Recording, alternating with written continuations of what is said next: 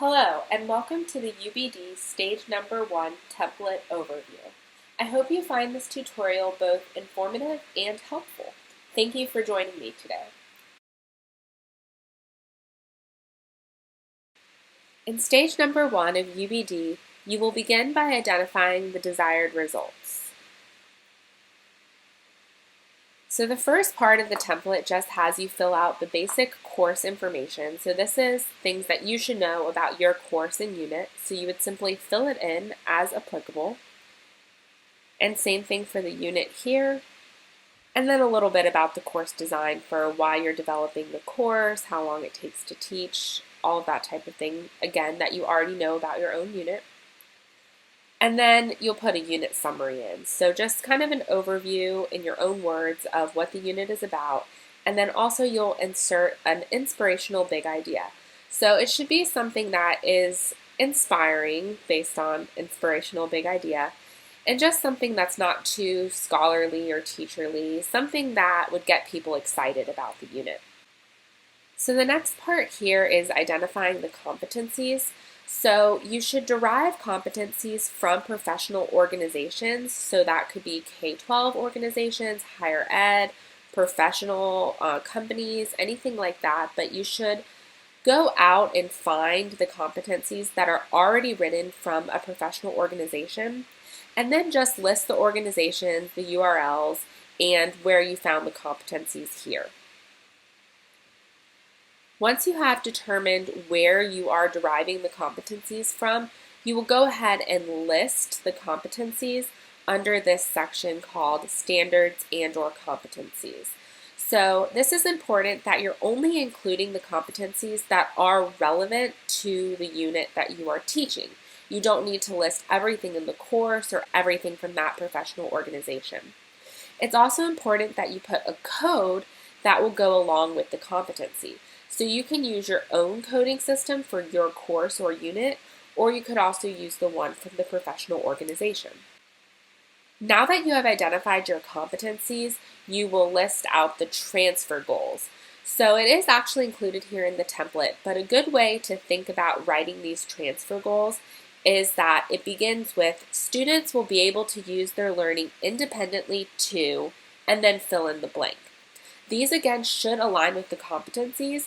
So while they may be labeled T number 1 for transfer goal number 1, you should actually list what competency that transfer goal aligns with. So again, transfer is what you want the students to be able to do on their own. So after they've learned this, they can independently take that information and use it in a different context. The next section is the meaning section. So this is the students really making sense of what they're learning and making sense of that information. They're taking it and having an aha moment where they really truly get it. So part of meaning making is defining the essential questions. So right here in the template, it does say what thought-provoking questions will foster inquiry, meaning making, and transfer. So you'd want to put the questions there. Again, these essential questions are labeled like Q number 1, Q number 2, etc. And for each one of the essential questions, make sure that it is something that can't really be answered with a yes or no, a right or wrong, but instead something that really gets people thinking and maybe even arguing. It's something that's not simple, it's not straightforward. And once again, because we want everything to align, make sure you put the competency that the essential question aligns with in the right-hand column listed as competency codes. The other part of the meaning section is understandings.